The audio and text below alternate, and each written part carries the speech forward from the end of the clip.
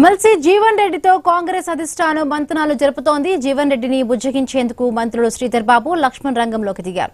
జగిత్యాలలోని జీవన్ రెడ్డి ఇంటికి మంత్రులు వెళ్లారు. కొద్ది రోజులుగా పార్టీ కార్యక్రమాలకు ఆయన దూరంగా ఉంటున్నారు. ఈ నేపథ్యంలోనే జీవన్ రెడ్డి బీఆర్ఎస్ పార్టీలోకి వెళ్తారంటూ ప్రచారం కూడా జరుగుతోంది. పార్టీ మారొద్దని జీవన్ రెడ్డికి మంత్రి శ్రీధర్ బాబు సూచించారు.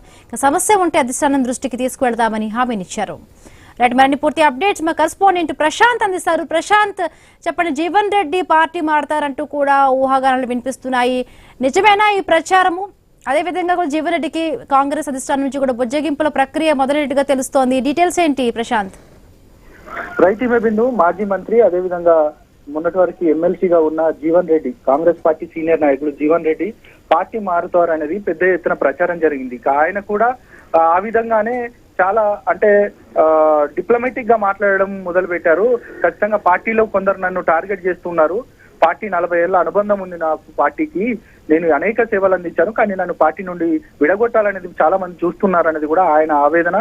ఇక పార్టీ మారే దిశగా నేను ఖచ్చితంగా ఈ మార్పుకి సంబంధించి కూడా ప్రధానంగా పార్టీలో ఉన్న కొంత ప్రస్తుత ఇక చెప్పగానే చెప్పారు, ఇప్పుడున్న ఎమ్మెల్యేనే అంటూ కూడా ఆయన చెప్పారు.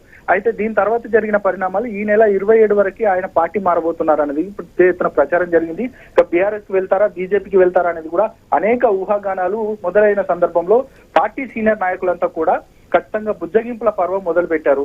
ఇక అసెంబ్లీలో కూడా శ్రీధర్ బాబు లాంటి వాళ్ళు కూడా చెప్పారు, ఇక ఖచ్చితంగా జీవన్ రెడ్డి లాంటి వాళ్ళని ఖచ్చితంగా పార్టీ కాపాడుకుంటుందనేది కూడా అసెంబ్లీ లాబీలో చెప్పిన పరిస్థితి కనబడుతుంది. ఖచ్చితంగా జీవన్ రెడ్డి సంబంధించి సీనియర్లంతా కూడా వెళ్లి ఆయనను బుజ్జగించే ప్రయత్నం చేశారు. ఈ రోజు ఉదయం ఆయనతో పాటు అల్పాహారం భోంచేస్తూ దాదాపు కరీంనగర్ ఉమ్మడి జిల్లాకు సంబంధించిన నాయకులంతా కూడా ఆయనను కలిసి ఖచ్చితంగా పార్టీలోనే ఉండాలి, మీ పార్టీకి సంబంధించి కూడా పార్టీకి మీరు సేవలు అందించాలనేది కూడా ప్రధానంగా శ్రీధర్ బాబు, అదేవిధంగా అడ్డూరి లక్ష్మణ్ కి సంబంధించి కూడా, అదేవిధంగా ఎమ్మెల్యే చొప్పదండి ఎమ్మెల్యే మేడిపల్లి సత్యం కూడా ఆయన దగ్గరికి వెళ్లి ప్రధానంగా అందరూ కూడా ఆయనను బుజ్జగించే ప్రయత్నం చేశారు. ఇప్పటికే జీవన్ రెడ్డి తన ఆవేదన అంతా కూడా నేను గతంలోనే చెప్పాను, ఇప్పటికి కూడా మీకు చెప్తా ఉన్నాను.